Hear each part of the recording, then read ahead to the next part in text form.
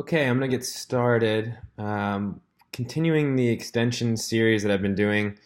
The spec for this extension is to build this kind of custom line chart with some minimal design around it, but with some drilling features. So if I actually pull up the spec real quick, you can kind of see it.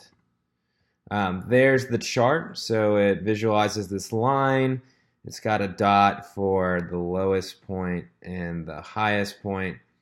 And it also has kind of the trickier part, which is why it needs to be an extension, really, is that it has a dynamic pop-up that drills into a kind of level of detail below that data point. So you have this kind of trend of weekly data, and when you hover a specific week, it should show you kind of a breakdown at a deeper level in a table and a tooltip. So in the last couple of videos, we've gotten pretty far with it. We've created the basic visual, like the line and the axes and the reference line, all configurable from the extension panel. The styling's not there yet. We can update that pretty quickly with CSS. A couple other things we're missing is the min and max right now. We need to add those back in after last week's refactor, or I guess it was a few weeks ago, the refactor, which was to make the whole thing use the D3 enter exit update pattern. And then we need to complete kind of adding the tooltip kind of areas for catching. We kind of made these rectangles. I'll show that to catch the mouse position, and then we can implement the dynamic tooltip. It's possible we can get that all done in an hour. We'll see. Probably not. Probably be some issues along the way, but I'm gonna go for it. So here's where we are today. The ugly gray background on the chart is because I have kind of drawn out visually where the boxes are for catching mouse events. So the idea here is that in this line, when I mouse, I don't want a user to just have to like mouse over this single point right here. It's kind of hard to hit that region.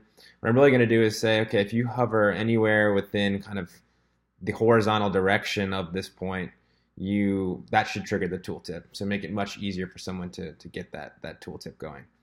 So right now I've just laid out these boxes like this so that I could confirm their positioning, that they're positioned properly, which they are. So I'm going to make them invisible next, and then we'll trigger updates on them.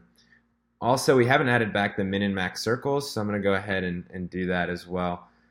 So if you recall from last time, we had two sets of code now for rendering. We have paint code and resizing code, and our paint code is going to handle updating aspects of the data. Like if the data actually changes, then anything related to that, to the data binding of D3 should be updated here.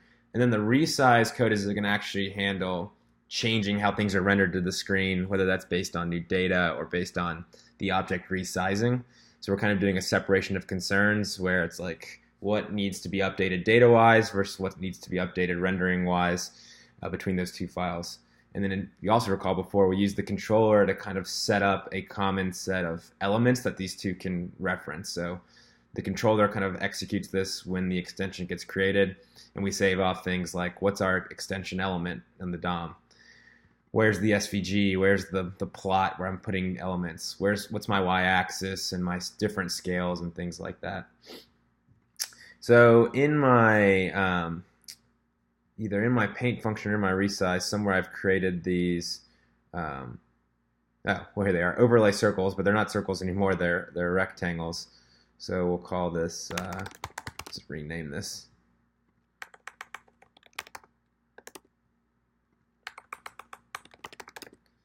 And we can go to our style here. So we have them classed as overlay. And so we can come into our style and say, hey, take our rectangles, and instead of filling them this way, like make the opacity 0.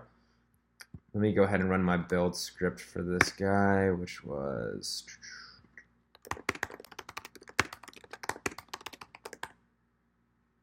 so this script will just keep pushing the latest version of my extension to the server as I make changes.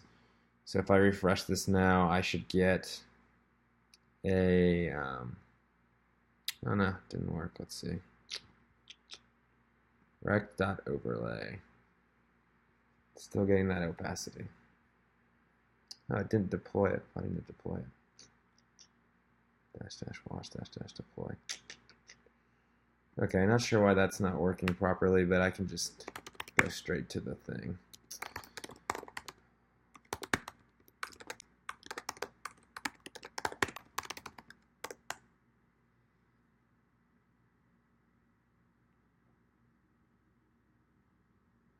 Okay, now it's updating. You see it said deployed, and it's going to keep doing that every time I make changes. So let's refresh and get those changes. Okay, now the little boxes are invisible. You can still inspect the DOM and see that they're there. One thing I want to confirm is, did we put in resizing last time, which probably didn't. But let me check and see. Oh no, resizing is there. Perfect. So if I go to my resize function, what that would mean is that in here I am getting those overlay rectangles, not circles anymore, and just updating their positioning based on size. So their data doesn't really have to update. It's just like where they are x-wise, what their width is. All of that's going to be updated. And it has a transition on it. You probably don't need it for something invisible, but I'm just going to leave it for now. Okay, so we have those things. Those are invisible. Let's add it back in our min and max circles, which we had before. This commented code is what we had been doing before we refactored this thing to do the update pattern. So we have a min circle and a max circle. In this, again, in this paint file, we really just want to, and this should go below the overlays.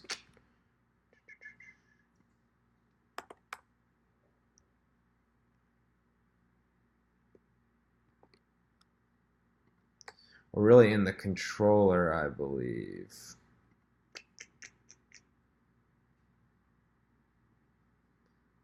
Yeah, so in the controller, we're going to add viz dot, see, what do we name it?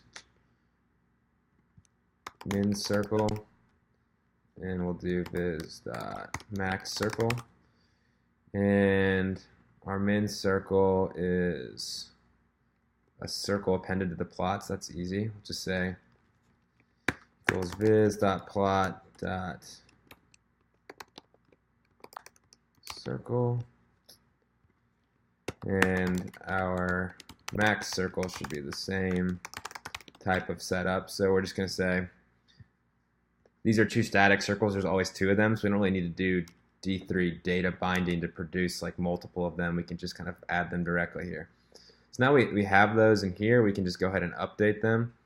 Oh, missed the class on them, so we do want the classes as well. So we'll go ahead and set that in the controller. So we'll say that's the min class, this is the max value, and that way we can use our CSS to style those points.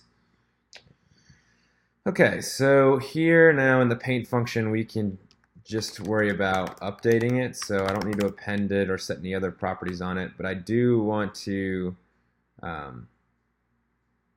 update its position based on the latest data. Actually, for this, something simple like this, we can just pump this right into the paint function because we don't really need to do any real data binding here. But wait, we've done the calculation here. I see. Okay. So we can add some datum to it. It's kind of a confusing scenario here. Let's see. Tell you what, we're going to create on our, I'm going to call this min-max data. I'm not sure this is the best way to handle this scenario, but it'll work for now. What we'll say is what we really want is the min cell and max cell position. So we'll say this is, how about this? Make this real easy. Viz.min cell, viz.max cell. And the reason I'm doing that is I kind of want to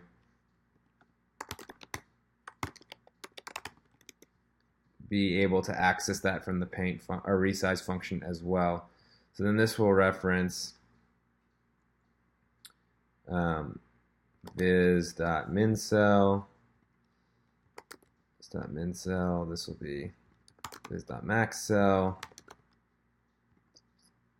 And then really these can both just go directly into the resize function because This will update the data here. So when the data changes, we'll like recalculate the min and max cells.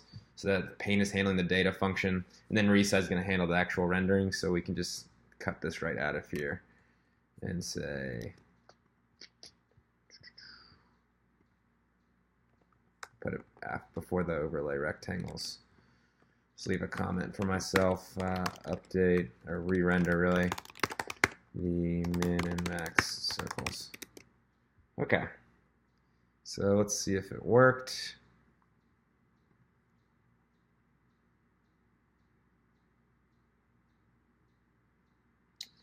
Nothing easy. Let's see, X scale is not defined. Right, sorry, didn't refactor this based on our new approach where everything is kind of stored against this common viz object from our component scope. So let's see, X scale, Y scale.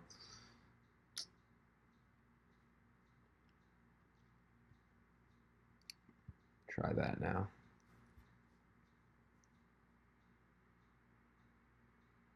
Oh, so close. Okay, put them on the thing and put them close to the right point. It's got them a couple, maybe like 20 pixels off of where they should be. Okay, so let's see. That's probably because of a margin that's getting set. And so I'm wondering if I'm not putting this in the right place. So let's see. On my controller, I added it to the plot. That makes sense to me. Oh yeah, we refactored how we did the scale, right? So if I look at the line function now, which is here,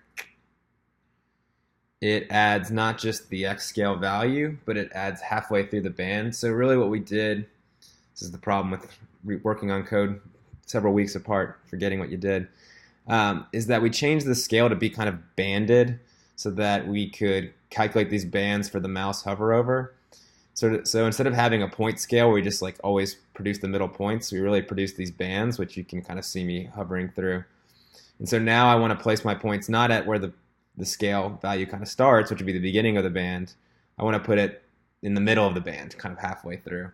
So you can see right now that my points are appearing at the beginning of the band, not the halfway point of the band. So this is an easy update, similar, just like how we did it with our line function last time. We will add this in here. So I'm going to position it. Shouldn't move the Y. The Y is okay. Just the X is what we want to move. All right, one last save here. I think this is going to be the one that works.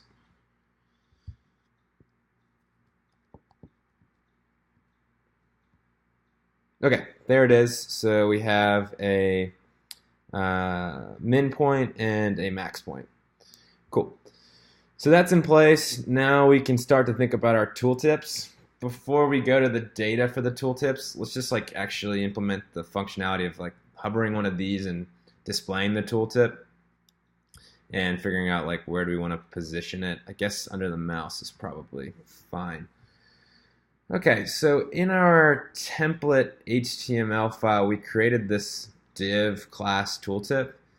If we look at the style of that tooltip, it's just set to display none right now. We want to do a few different things with it, really. We're going to want it to display at some point. So really what I'm going to do is I'm going to add a hidden class to this and say when that's hidden, the thing should be displayed. And we're going to say by default, just like make it hidden. But then for the tooltip itself, I want to really have like a high level of control over the positioning of it because I'm going to make it follow the mouse essentially. So what I'm going to do is say this is positioned absolute within our kind of parent extension container. And with that in place, then I'm going to be able to do things dynamically like position it and say, hey, the mouse is like 10 pixels from wherever. I want this to be 10 pixels from wherever. Okay, so let's just like populate it with some random stuff right now, just like a hello world message so that we can work on actually making it appear. So where I create my overlays is really where I want to do this, because the hover functionality is going to be based on data. It's not really based on the rendering of that data. Like, once the rectangle exists, where we're creating it right here, that's where we want to add the function to it to say on, mouse over do something. Doing that D3 is pretty straightforward. You can add these like event handlers. So I can add an event handler for on mouse enter. I think that's what the handler is. And make a function. I'll call that function. I'll just put this as it passes the data, I believe. That's how it works. We'll just say, just test that it's working.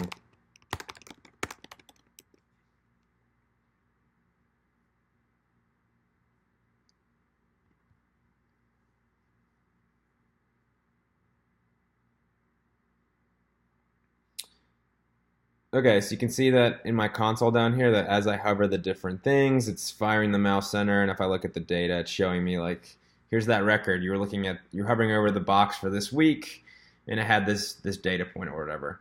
Really what I'm going to care about ultimately is this week, because we're going to use that to build kind of like a drill-in point on that week's data. We'll come to that, back to that piece. Let's actually show the tooltip now that this is happening. So what I want to do is just do something like, we'll get the tooltip. I don't want to select in the document though. Let's do .tooltip. And I am really bad at the DOM stuff, so I'm going to console this out so I can mess with it and figure out what's the remove class function. I think it's like class list remove or something like that. Remove class, but just to be sure. Or I could use D3, which is pretty easy, and I already have it loaded, so maybe I'll do that. But let's just look at the node coming out. So there's the node right there. So I'll just wrap it in D3. D2 tooltip equals D3.select this guy. And I can do something like, does it have the hidden class? And I can say, no, it no longer has the hidden class. And on the other side of that, I could say, when you leave this guy, when you hover out,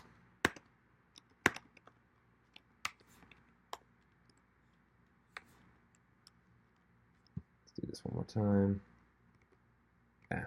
I guess for the purposes of being dry, we can go ahead and move this into our viz, into our controller. So we can say, viz.tooltip equals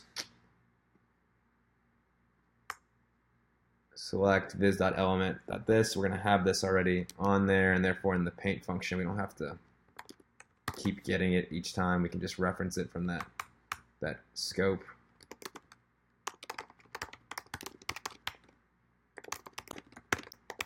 So when you leave the hover, you want it to hide the tooltip again, so we'll just add the class back. This is the D3 syntax for adding and removing classes.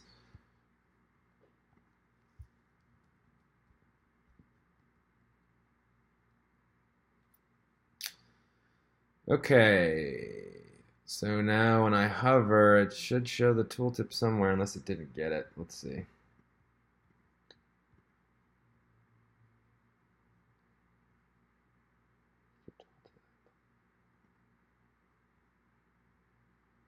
It's removing the hidden part, but I just don't see the tooltip anywhere. So let's add some CSS for it. I'll just say, yeah.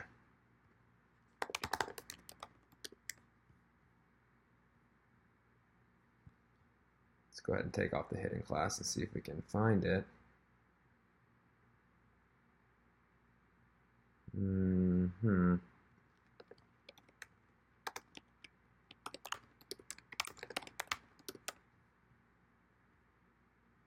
Still hidden. Where the heck is it? Ah, there it is. Okay.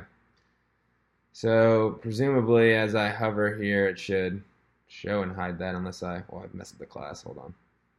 Okay, so you can see hello world kind of popping up there, and then like if I hover out, it goes away. So it's working. Let's give it like a border so we can at least see that. And we'll give it for now we're going to give it kind of a initialization kind of at the top position. Make it nice and bright red so I can see it easily.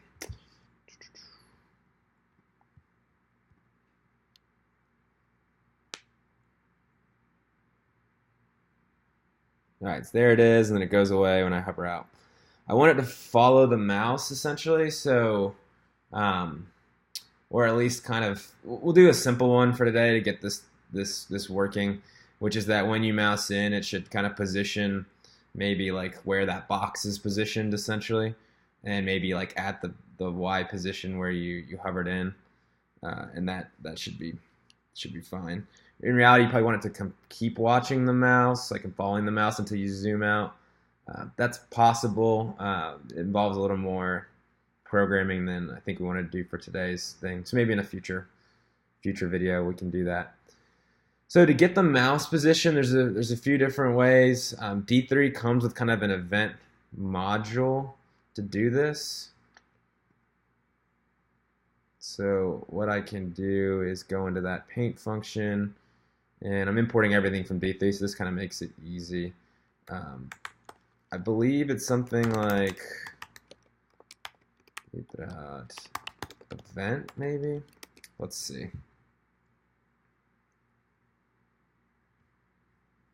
Also, d3.mouse will also give you the current mouse coordinates in like in an event. d3.event is not a function. Well, time to go to the d3 event API thing.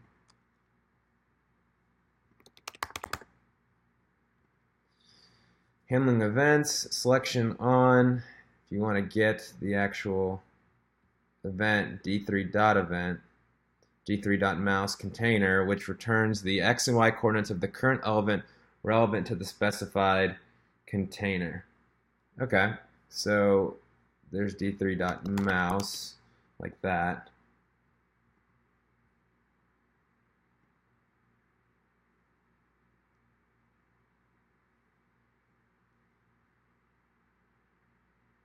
Cannot read property owner SVG of element undefined. I didn't pass it a container, so that was problematic. I guess I will pass it the element. Yeah, because that's what we're really, our tooltip's going to be positioned within the element. So therefore we want to know the mouse position within that element so we can place it there properly. Shoot. There's a bug with this build script where sometimes it fails to deploy the extension properly. Haven't really figured out where it's coming from, but it's an easy fix for now, which is just to restart it.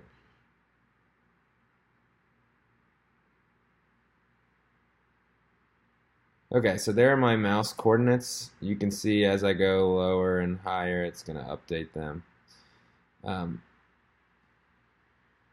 So let's position it based on those coordinates. So we have x is going to be, let's say mouse x equals d3.mouse of 0. Yeah.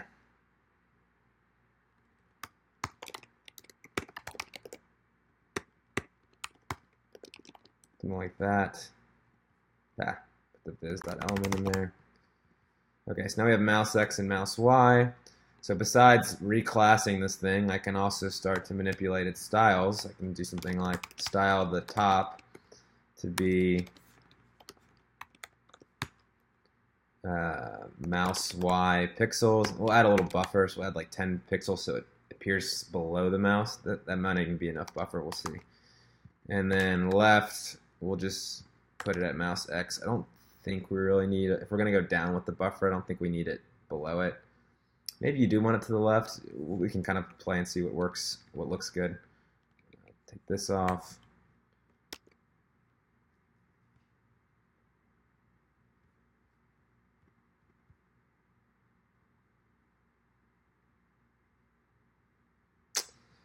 This is going to be a hassle if it keeps doing this.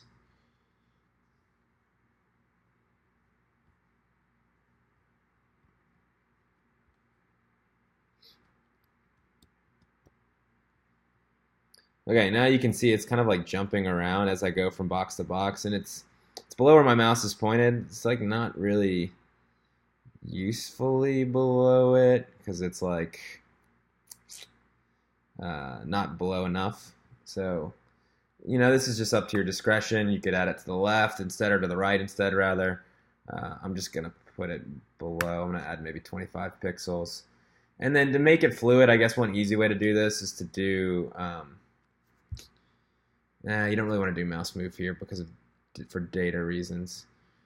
To talk about what you can do differently here.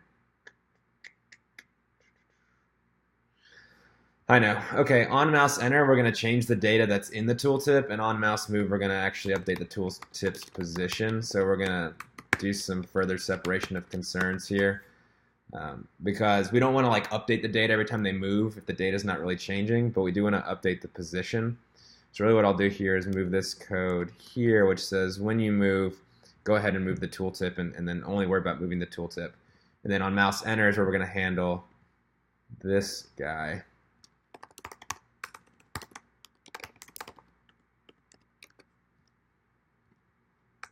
Just put it as one line here. And I have a feeling this lid script's going to bomb, but this bundle, but let's see.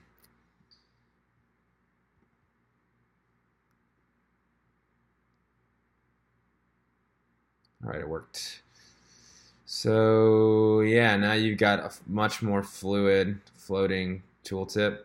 And just to make it dynamic, to show you kind of the concept of data updating before we do a lot of scripting to make it drill in, I could do something like, say, the inner the HTML, which is the D3 way of updating the HTML. I could make it the week starting date.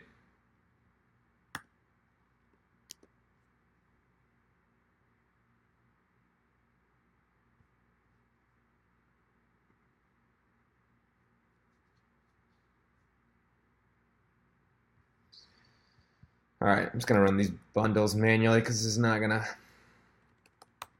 work for now, having it constantly do that.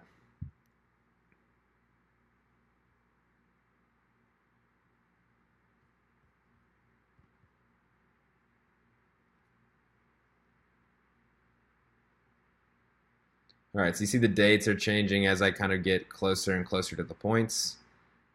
One thing I probably want to do is like actually like let the user know like what point are you looking at? Like what week are we talking about here? So I could kind of like add a circle there to make that really look kind of cool. Like, oh, there's a circle. It's a little more complicated to do that because you have to like calculate where that position is for that point. Well, actually, it's not that hard. Let's just do it. We can do this. So we're gonna add another circle called viz dot over. We'll call it kind of hover circle.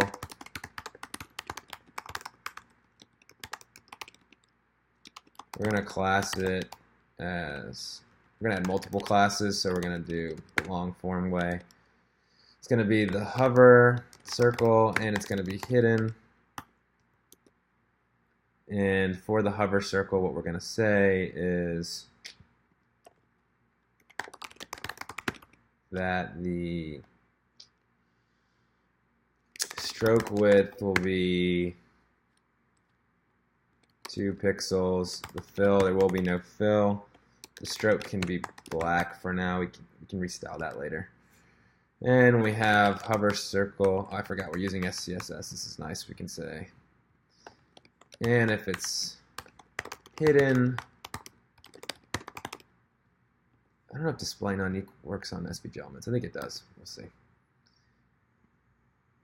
Let's give it a radius too.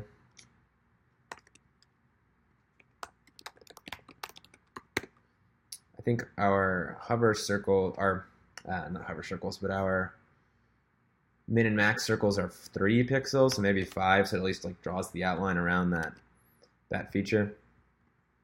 And then what I can say here is I have the data here, so I can easily update. Well, first of all, I can make this thing show again, so I can say that the hover circle, wrong place. This is the place where you want to show it. That the hover circle.class hidden should be false.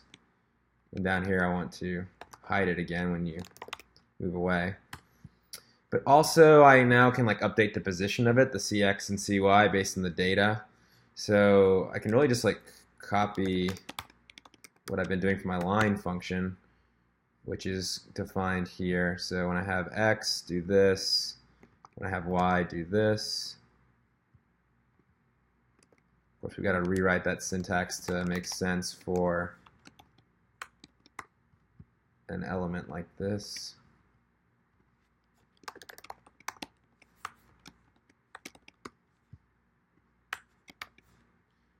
Okay. So this will get the CX, and I don't know why these extra parentheses are there. It's a little awkward. Let's clean that up. And put the point where it should be there, put the Y where it should be. Yeah, this looks right-ish. Save that, deploy it. Again, manually deploying because this automated script is broken for some reason, some sort of bug in it.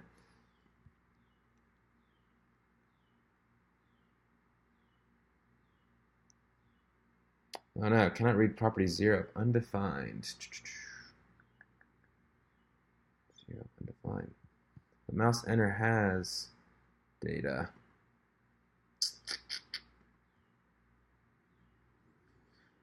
Whoops. We're not passing a data accessor in here. We already have the data in D, so we can just do this.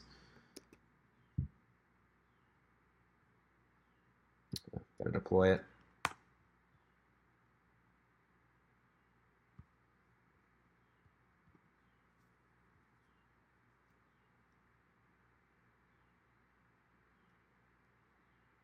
All right, so now we have these circles. So as I hover, you can see that it's updating the circles based on what I'm doing. And if I go out of the thing, it just completely removes the circle. So it's pretty nice. It's kind of just like horizontal hover where that circle is. And it kind of wraps our min and max values nicely when we get there. So that style actually worked pretty well. Okay, so what I want to do now is the harder part, which is actually create that dynamic data to go into the into this. And really what the spec calls for, and I can kind of show you in a Qlik Sense table, is that when I get to a weekly level, like when I hover, let's say this week of the 8th of January, it should show me a table with the client project and the sum of the hours for that point. So there's a few different ways to do this. Qlik has a new experimental API feature that came out with the September 2017 release, where you can structure your hypercube in a tree structure. That is actually the right way to do this type of use case. I won't go into details today about what a tree structure means and how that works, but it essentially allows you to kind of like dive through levels of data and get different data at different levels of that hierarchy. Whereas in a flat table, like you normally do in a Qlik Sense hypercube, you have there's no hierarchy, there's kind of every value at every row. I'm not going to do that today because it's an experimental feature, so the API could change. And this is actually an extension which I will be publishing to an application internally at Axis Group, so I don't want it to break when the tree API breaks in the future. So it's not when we're gonna do that. So instead we're gonna do it the hard way. There's a couple different ways you can do it to generate this table on the fly. One is to build kind of like a separate hypercube, and you kind of say when someone hovers this point in my chart, I'm going to change the parameters of that hypercube so it only gives me the data for that piece, with some sort of set analysis, and then I can get the layout of that hypercube and render it. That's cool. It's a little more involved, and I don't think it's as scalable in some ways in terms of like how you manage filtering the data properly.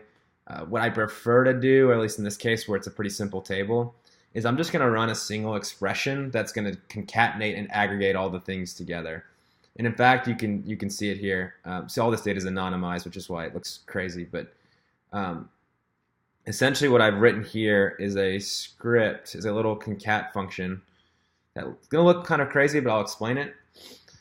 What it's doing is it's going to aggregate together the 3 columns that I want. So I want a column of client, I want a column of project, and I want a column with the sum of the hours. So these are really the aggregation points. These are the dimensions. And this is the expression. That's the calculation point. So it is going to aggregate by those 2 dimensions and calculate that value. But I'm going to spit out like a list. Like I'm basically going to build like a string, serialized JSON array from this data. So I'm going to take the client, the project, and the sum of the hours, and I'm going to wrap them in JavaScript strings and put them in an array. And then I'm going to put all of that kind of in an array. I can actually do this on the outside. And the result... Oh, and I use set analysis to filter to which week I want. So I don't want all of the client projects and hours. I want it for where week starting date is equal to, in this case, hard-coded, just for me to make sure my expression works. 1/8/2017, 1/8/2017. And when I do that, you can see that it's hard to read, but I have kind of an array, and inside that array I have a value, a second value, and the hours, a client, a project, and the hours, etc. for that specific week. So really what I'm going to do is I'm going to programmatically build this string every time someone hovers, and then I'm going to run this expression against the engine to get the value back, which would be this kind of value. And ultimately, this is all the values I need for the table, and then I can just parse it in JavaScript, and now I have the table. And it works very, very quickly, which I like. So there's a couple things to do here. I'm going to make it somewhat modular, not extremely modular. So not modular to the point that you can like define an unlimited amount of columns. I'm just going to say for this example, to keep it simple, that there's a client column, a project column, and a measure column. So 2 dimensions and a measure. And I'm going to ask the user to tell me, like, what are those fields? Like, what's the client field? What's the project field? What's the sum of the hours? So if I go back here and look at my properties panel, I've got dimensions and measures, which are my default for the chart. And if I go to my settings under appearance, which is probably not the best place for this, but I have a reference line. I can keep adding properties into this. And so what I'm going to do is add inputs for, tooltip column 1, tooltip column 2, tooltip column 3. And maybe we'll label this a little bit better because we want them to be distinguished between dimensions and measures. So if I go back to my code, remember that the definition files where you define these custom values, these custom property panels. I'm going to just add a couple here under the reference line. Well, we can add 3, but we'll come back to that. In fact, let's just do one at a time so we can copy paste. This will be tooltip dim1. Make this, I don't even remember the types, to be honest. Let's see.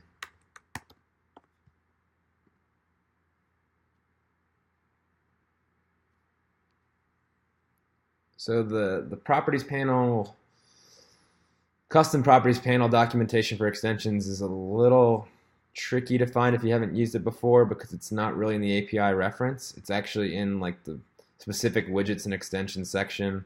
If you go to extensions and then working with extensions, property panel basics, you got to go a long way. But once you get there, it's useful. So we can get down to custom string. So the type is string, not text.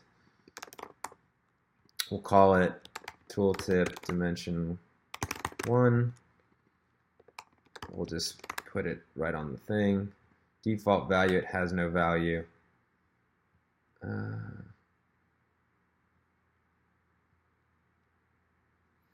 We'll leave it as the optional setting. That's fine, that's the default. And let's just confirm that this actually works.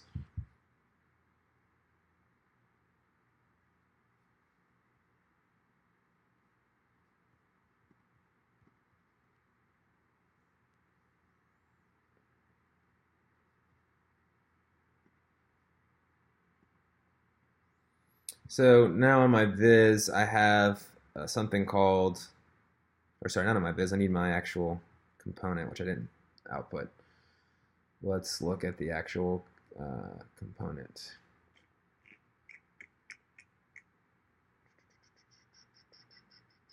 Which gets stored on the layout. Well, we do have it, excuse me. On the layout, I have a property called, I don't have it, it's not appearing. Yeah, it's not in our initial properties, but if I set this and say, okay, tooltip dimension 1 is client, and I look at the layout here, there's tooltip dim1, and it has that string client, so I know what that is now. Let's just go ahead and remove some of these consoles, which are driving me a little crazy. And let's go back to the definition. Let's copy and paste that.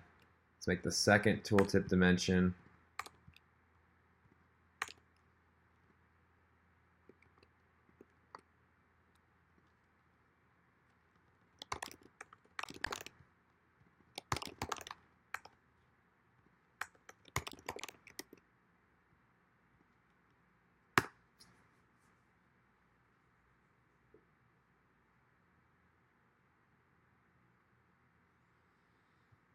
okay.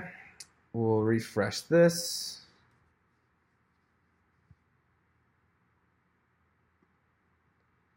Now I can define these things. I have client here. I'm going to make this project.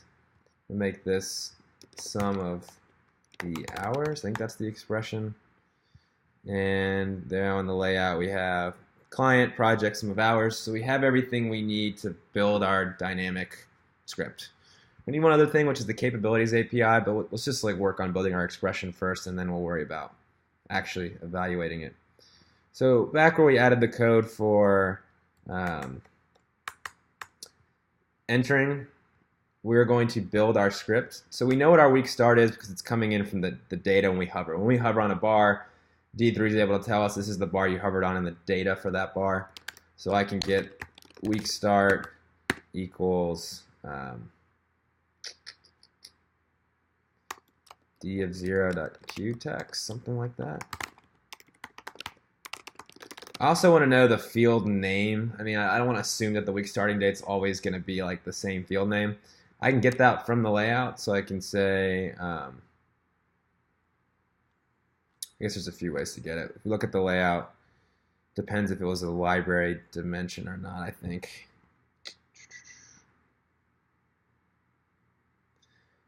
We'll use the fallback starting title. This isn't the best way to do it, because I believe if you were to use a library like a master dimension, you might not get some of this information. But for now, let's just assume that, or we'll do the field def. That should work. So we'll get the Q group field defs, and we'll pull out that it was week starting date. So we'll say field name equals, tell you what, let's name these things nicely for future use. Filter field name, the field that we're going to filter on, is equal to the layout dot q hypercube dot q dimension info. We want to filter on the first dimension, and we just want to know what the name is. So we're going to take the Q group field defs, and ours is not going to be a cycle group of any kind, so we'll just take the first. Filter field value equals that.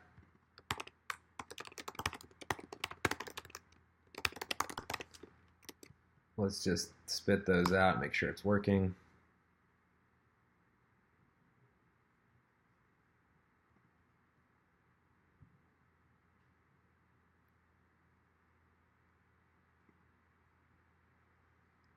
Yep, so there's our field, and there's our value. Let's go ahead and wrap this guy in brackets so we can handle any spaces that come up. Okay, now it's wrapped in brackets. We have the value. We also want to wrap the value actually in a string, because we're going to want to, that's just Qlik syntax. So we'll put little strings around this guy. Cool. So we have the filter field name, we have the filter value. Now we want to build our kind of crazy expression using the client, the project, and the sum of hours expression. So we'll start with our expression. We'll just write it piece by piece. We'll start it empty. I don't really start empty. Okay, we're going to start with concatenating something. We're going to need some set analysis. The set analysis we can kind of build beforehand, which is to say that we are going to have this set where we're going to take the filter field name, and that's going to be equal to the filter field value. So we're going to take our concatenation and we're going to put in our set analysis. This kind of is reminiscent of using variable expansion in the Qlik Sense client. So we'll do that for the concat function, and then inside the concat function we're going to aggregate, and we're also going to use our set analysis there to say only do it for this week. And now this is the part where it gets a little crazy because we're going to build this string. So I'm going to, rather than doing it in one giant thing, I'm going to break it up into pieces. So this gets us to one place. Then let's go ahead and like add in the fact that we want to, I gotta go look back at my expression. Okay, yeah, we're gonna add in the client name, the project name, and the sum of hours, and we're gonna separate all that by brackets. And in fact, I forgot my brackets up here, so we'll do that. And we will say, add to that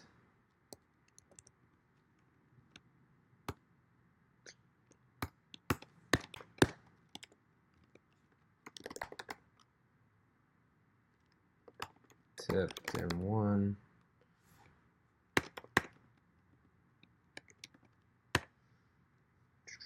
Let's just repeat this.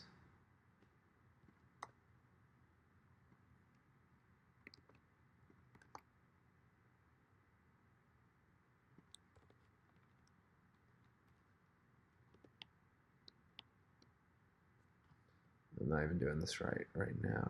Oh, no, I'm doing it right. This works. Wait, does that work? Hold on. Let's go to the tape.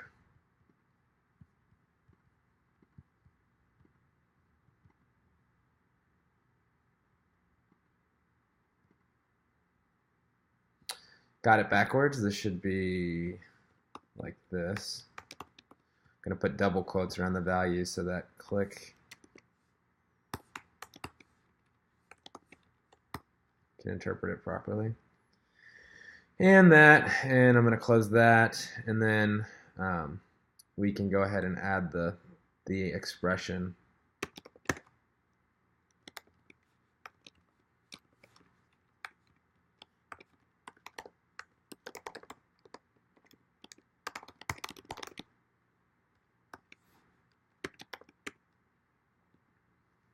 And that's complete.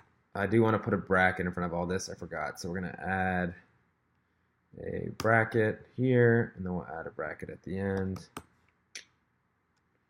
Okay, so that adds our super long string in our aggregation. Now let's just go ahead and add in our actual fields for aggregation. So I'm going to put a comma, and then 1, aggregate by dim1, aggregate by dim2, and then, all right, let's be smart about this. Put brackets around them because that would be important in case they had spaces in the names.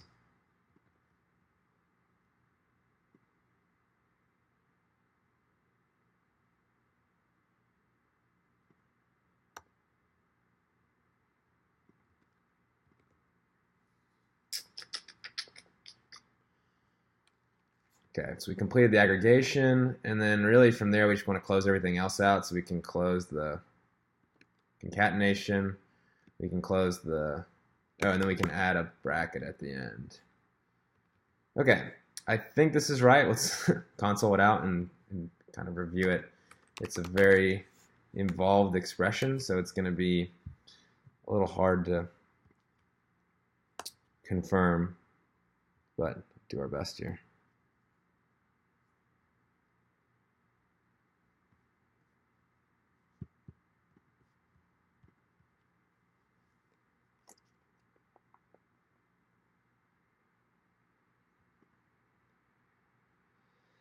Okay, so we've got take a bracket, add it with concatenating, do set analysis, week starting date equals to that what I hovered into, then do an aggregation. That aggregation should also use that set analysis where week starting date equals what the value that I'm hovered into.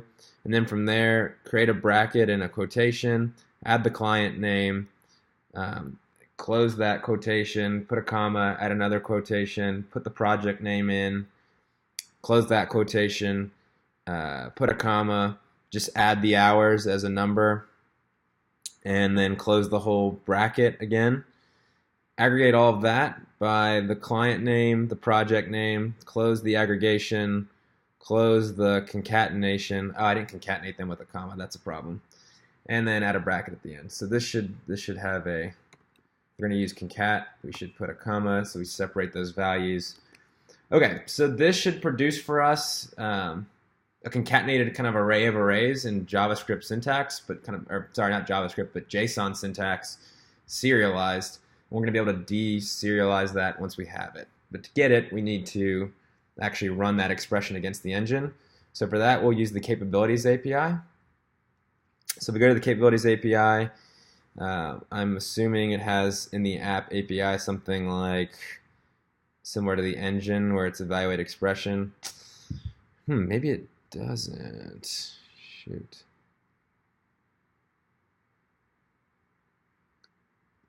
Shouldn't be in the global.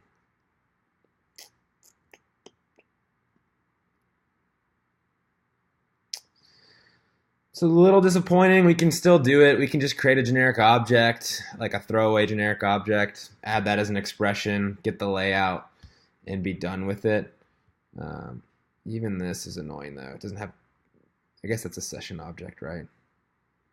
Here's a note for R&D. Please add the evaluate expression method to the Capabilities API. So, which is it works in in Enigma, but I don't want to use Enigma here because I'm not sure if that's like stabilized or not as part of the API. So we'll create generic object with a QString expression is essentially what we want. So in here we're going to add in Qlik. Let's see, how do we do that again?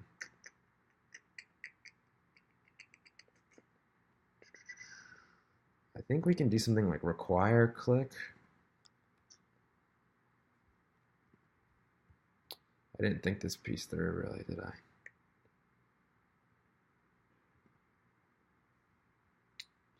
Let's see if in our index file.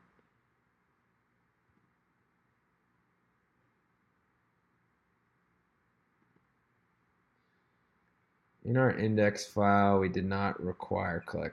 There's something about this template where when you load in Qlik, you want to do it kind of at runtime. So what I'm going to do, similar to kind of doing window.define this way.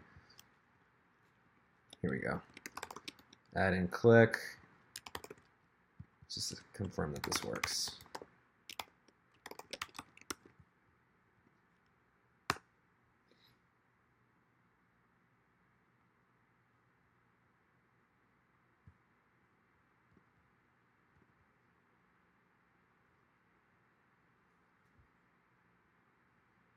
Crisis averted. There's the Qlik API in there, so I can call current app to get the application that I'm in, and then I can use that to you'll see, create this object and get the value of this expression, etc., etc. So I am going to. I need to feed it to my paint function somehow, though. That's the tricky part. Okay, here's what I can do. I'm going to add a function around this. It's going to have the element, the layout,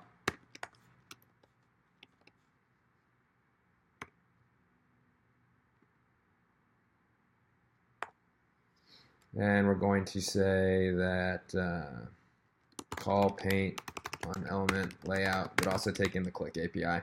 Probably a few different ways to do this, including just like loading in Qlik in the actual, what did I do wrong?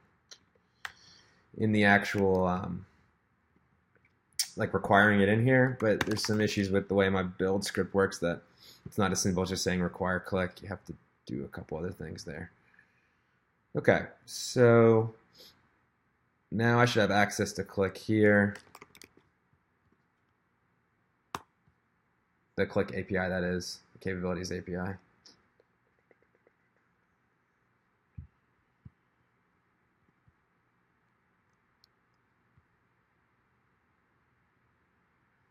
Well, now, $scope of undefined. What's going on?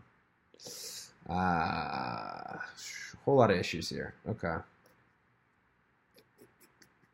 Tell you what, let's try doing this a little bit differently.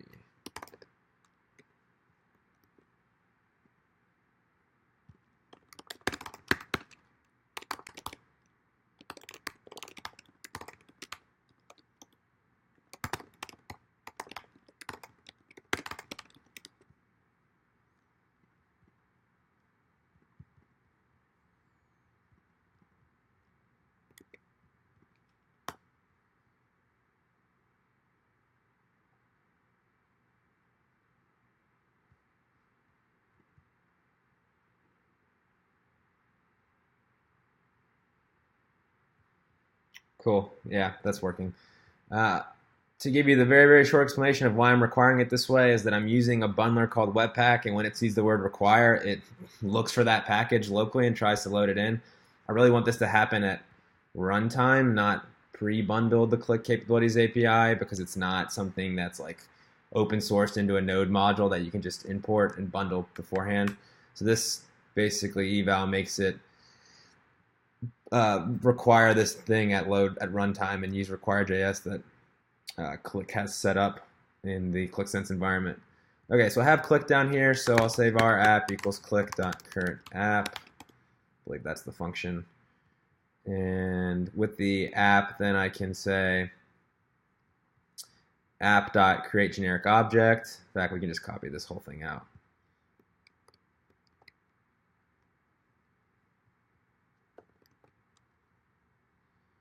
And we'll say user string expression is going to be our expression. I'm going to call this tooltip. Get rid of the rest of the stuff. And then let's just console out the reply.